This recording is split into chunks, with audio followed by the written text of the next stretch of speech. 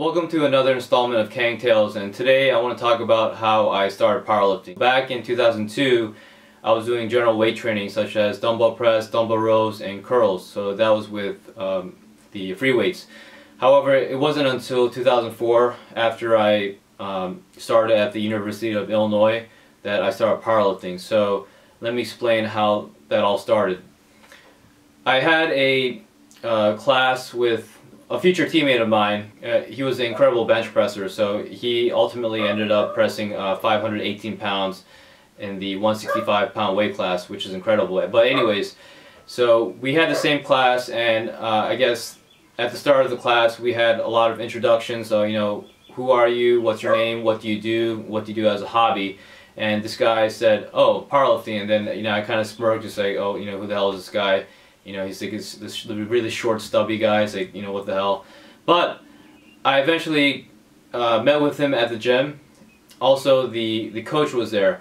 And I've seen the coach before at the gym, you know, because I was training a lot at the university gym. And he was doing rack pulls with like 765 pounds, like 8 plates. And I was like, oh, you know, what the hell is this guy doing? You know, this is like an ego guy. It's like he's just doing the weight just because.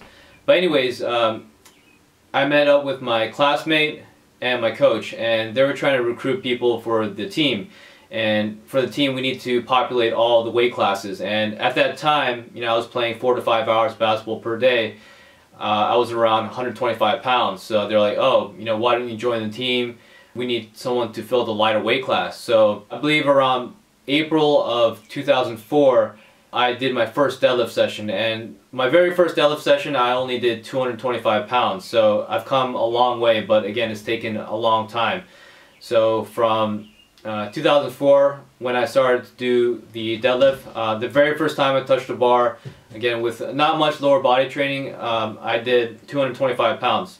And then about 4 weeks later, or 4 or 5 weeks later, I did my first powerlifting competition, and luckily, not luckily, but I was able to do 275 pounds, and again, it just snowballed from there. And the problem with me starting that way with that team is they didn't emphasize squats, so that's a huge problem. So we were just primarily a deadlift and a bench team. Also, they didn't really teach sumo deadlift, so that's something that I had to learn over time. All we did were the conventional deadlift, stiff leg deadlift, and benches. And that was in the WABDL. That wasn't in the USAPL. And obviously now I'm very fervent about the USAPL and the IPF, but that was the main problem. I didn't start out with squats. I didn't start squats until I believe December of 2005. So I went almost 2 whole years without squatting. So again, that's not really powerlifting. Powerlifting is the squat, the bench, and the deadlift. So I got to a point where, you know, I had the suit on and actually moved to sumo during my college careers. We all started in the Federation WABDL. My very last competition for the University of Illinois was in the USAPL, and that was my very first USAPL competition. And there, I believe I squatted 315. I benched maybe around like 198, something like that, and I pulled, I believe, 430. So that was my very first USAPL competition. And at that competition, I mean, they were kind of ignorant about the weight classes. So my weight class was 60 kilos, so that equates to 132.2 pounds. But they kept saying, oh, you need to cut to 132. So I was right at the limit. But, you know, finally I got to convince them that, oh, 60 kilos isn't precisely 132 pounds. So again, to me that was irritating, you know, people not knowing the rules. And they also had an interesting device to measure the thickness of the belt. So they had like a wooden, like a panel with grooves of the 13 millimeters and 10 millimeters. So that's how they would check the thicknesses of the belt. And I've never seen that before, but I don't really see that being used now. And actually nowadays at the local competitions, they don't really do a very thorough gear check, because the competitions today, they're primarily raw. So, you know, at some local competitions you'll see gear that's not currently approved by the IPF. So that can be APT knee wraps, or, you know, other not really suits and shirts, but, you know, mainly the wraps that aren't technically allowed to be used in the IPF. So I had my first taste of powerlifting in 2004, so I continued on through 2006, and so again 2004 we started with Wobble, and then the very last competition we finally got to do the full power meets. And the other federations that the other members were doing were, for example, the APF and SLP. So SLP is actually defunct now because the founder of the federation, he passed away. But those were the federations that my other members of our team were participating in, because that was full power. Again, APF, they use the monolift and whatnot, so again, it's not the same type of competition as the USAPL. So after I left school, came back to the DC area, I started to powerlift, but I didn't really have any direction as far as help with competing or whatnot. So actually, this is where Frank Yang comes into play. So Frank, again, I've been friends with him for over 10 years, a very long time, and he had someone that knew someone that was participating in powerlifting, and that person's name was Irvin Gaynor. He was second place finisher at 2002 or 2003 IPF Worlds, and he was extremely strong. So his best lift was 518 deadlift at 114 pounds. So that's a historical top 20 deadlift of all time. And I got directed to a gym that, actually the gym that I'm currently at, Rocco Fitness, where he was training at. Mr. Gaynor was actually training with two people named Matt Gary and Susie, and they're all training at one time. So that's how I started my journey with the USAPL and the IPF. Those three really helped me to get started with the USAPL. From there, that was the start of my USAPL career.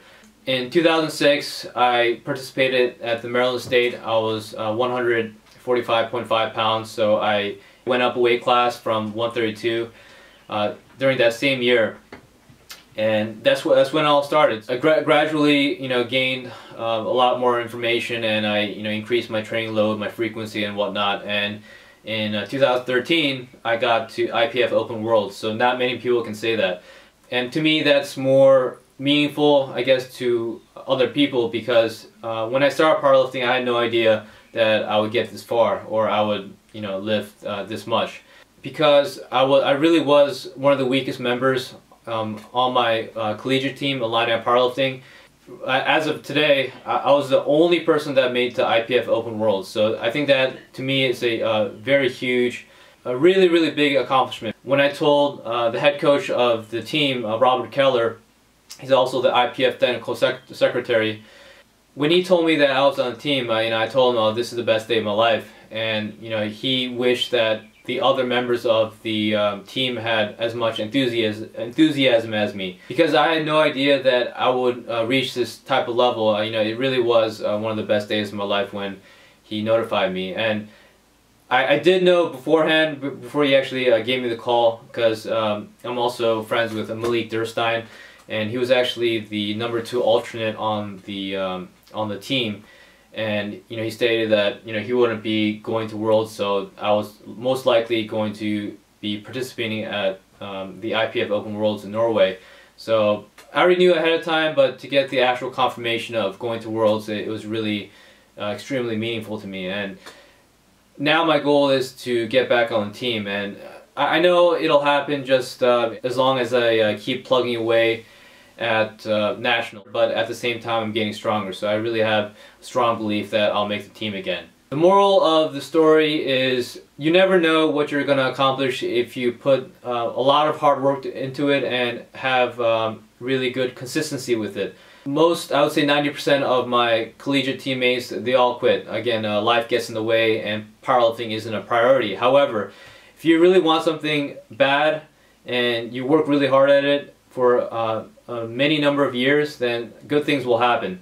And again, I'm just living proof of that. I was the weakest member, or one of the weakest members on my collegiate team, and I made it all the way to IPF Open Worlds. This is only a portion of my journey, so I'm going to continue getting stronger, and again, I still have goals that I need to accomplish. Working as hard as I can, I'm gathering information. I've been to Taiwan twice to collect information and greet powerlifters.